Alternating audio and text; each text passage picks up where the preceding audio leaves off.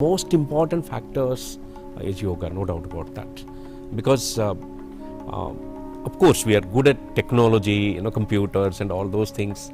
That's fine, but still we cannot match the Western world. But we have something very unique, which I don't think anywhere in the world you can see that, and that's yoga, no doubt about that.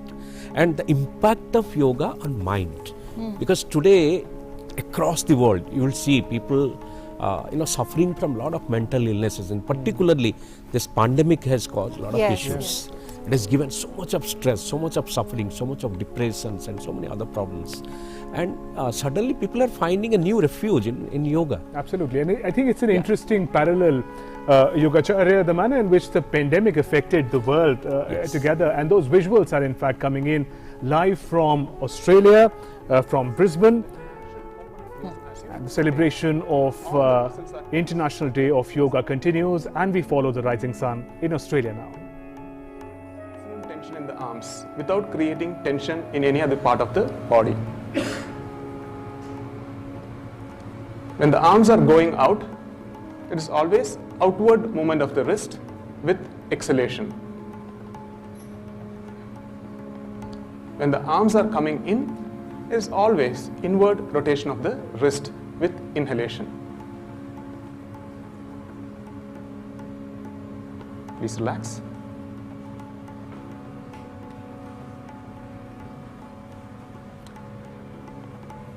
So this is one direction. So we will do this along with the instruction. Please stand.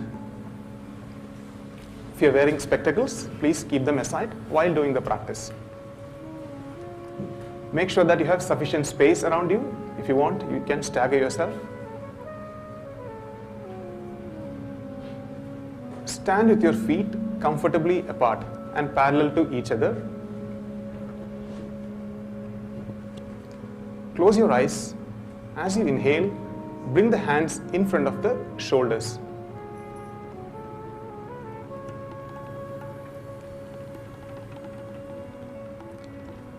As you exhale, extend the arms sideways.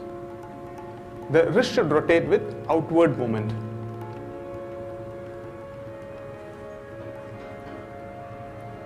Once the arms are fully extended, as you inhale, bring them inward. Keep your eyes closed. Now the wrist should rotate with inward movement.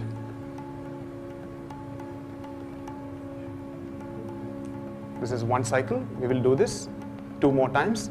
Second cycle. As you exhale, extend the arms sideways. The wrist should rotate with outward movement. Once the arms are fully extended, as you inhale, bring them inward. Now the wrist should rotate with inward movement.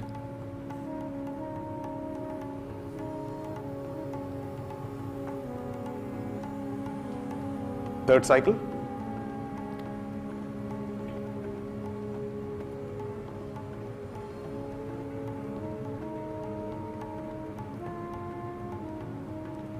Once the arms are fully extended, as you inhale, bring them inward.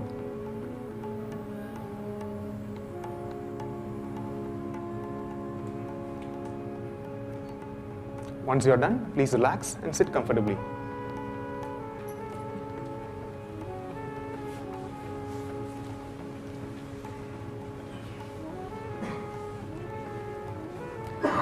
We will now watch a few common corrections. Please observe. In the starting position, do not keep the feet too far apart or too close together. The feet should be comfortably apart, about shoulder width distance apart. There is a tendency to keep the feet pointing outward. The feet should be parallel to each other.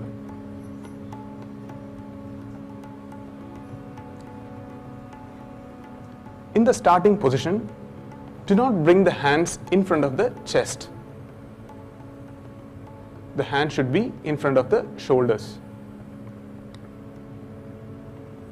As a clarification for the hand movement, When you're extending the arms sideways, it is always outward movement of the wrist with exhalation. This is outward movement.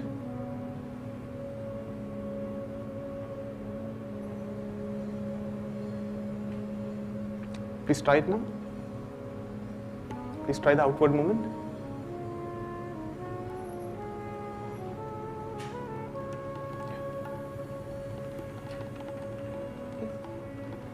So when the arms are coming in, it is always inward movement of the wrist.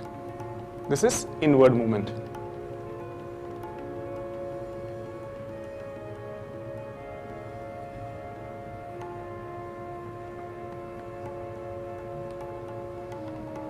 When you're taking the hands to the sides, when you're extending the arms to the sides, it should not go downwards.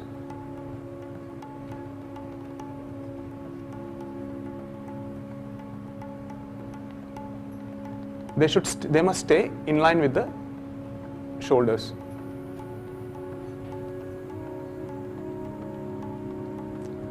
Do not do it fast or casually with little tension. Do it slowly with as much tension as you can in the arms. It is like you are pushing 10 tons.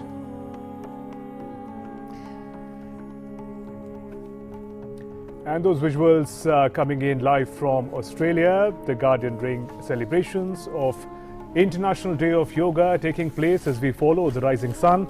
Yogacharya Arun Kumar continues to be with us. Sir, the point that I was making earlier, you mentioned the example of pandemic, the manner in which it affected the whole world. Yes. Everyone suffered in different measures. It's the right opposite of that. In a very positive manner, yoga today is uniting the world. And that's also the message of the Guardian Ring, where we're going across to 80 missions across the world to get visuals, to get to see how yoga is being practiced in a chain. How do you see this particular aspect of a great unifying that force yoga represents? Because there are not many forces that can bring all nations together on the same platform. Yeah, I think the pandemic has made us realize that all of us, we are human beings. And maybe our skin color might be different, hair color might be different, all those things are fine, but ultimately we are human beings, and ultimately we have an immune system to look at, and if it gets affected, then anybody can die. Even, you know, you have seen in Italy or Spain or France or US or India or anywhere in the world. And that idea is also encapsulated in that vision of Vasudhaiva Kutumbakam that we often quote. World as one family. Yes, and, yes. No other better example of what we are witnessing. Exactly. Shrunvantu sarve amritasya putraha. That means each of us, we are children of God. Whether we are, you know, Sri Lankan or Indian or American or Chinese or whatever. So basically, you know, the unifying factor of yoga, it directly correlates with this. That we are human beings and we have a mind, and if our mind is disturbed, then our system gets disturbed. PNI, I don't know, I think how many of the people are aware of this particular concept called PNI, psychoneuroimmunology. That means the moment you think something, it has an immediate and instantaneous impact on the nervous system, immune system. I think they have left out one more thing, endocrinology. Should have been PNIE. So the endocrine system, immune system and nervous system, all three get affected the moment you think something. If you think good, positively, then you have positive impact. Power of manifestation, something. Exactly. Ultimately that happens. You know that Vasudhaiva Kutumbakam is also now going global. I mean, Yes. today, the way